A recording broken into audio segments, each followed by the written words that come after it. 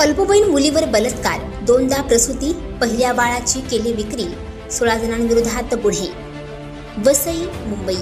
एका अल्पवयीन मुलीवर 2 वर्षात दोनदा बलात्कार करून तिला गर्भवती करण्यात आल्याची धक्कादायक घटना नालासोपारामध्ये उघडकीस आली आहे. तिच्यावर झालेल्या पहिल्या बलात्कारामुळे झालेल्या बाळाची विक्री देखील करण्यात आली होती.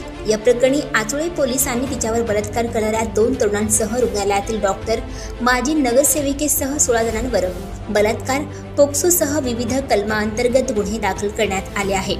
पीडित तरुणी सध्या 17 वर्षाची आहे. 2 वर्षापूर्वी तिचे परिसरातील एका तरुणाशी प्रेमसंबंध होते, त्यातून ती गर्भवती राहिली होती. मात्र तिच्या प्रियकराने या प्रकरणी हात वर केले. त्यामुळे परिसरातील माजी नगरसेविकेच्या मदतीने हे प्रकरण मिटवण्यासाठी तिच्या प्रियकराकडून 4 लाख रुपये घेण्यात आले. माजी नगरसेविका, पीडितेचे आई वडील, मध्यस्थ आदींनी हे पैसे वाटून घेतले. त्यानंतर तिची नालासोपारा येथील एका रुग्णालयात प्रसूती करण्यात आली. तिचे बाळ बळजबरीने एका महिलेकडे देण्यात आले आणि त्या बाळाची विक्री करण्यात आली.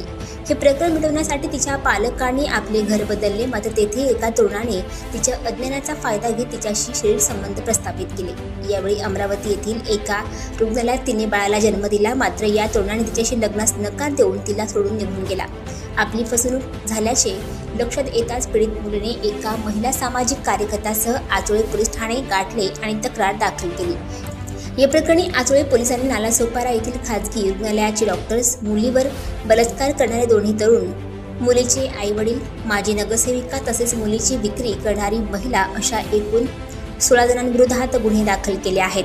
बलात्कार, अपहरण, नवजात बाळाचा त्याग करणे, अपहरण आदींच्या कलम 376, 376(2)(n), 317, 363, 371 तसेच बालकांचे लैंगिक अत्याचारापासून संरक्षण, पोक्सोच्या कलम 4, 6, 7, 12, 21 सह लहान मुलांच्या ज्युव्हेनाईल ॲक्ट 2015च्या कलम 75 अन्वये हे गुन्हे दाखल करण्यात आले आहे. मुलगी अल्पवयीन असतानाही 2 रुग्णालयांच्या डॉक्टरांनी तिची प्रसूती केली आणि पोलिसांना कळवले असल्याने त्यांच्यावर गुन्हा दाखल करण्यात आल्याचे पोलिसांनी सांगितले.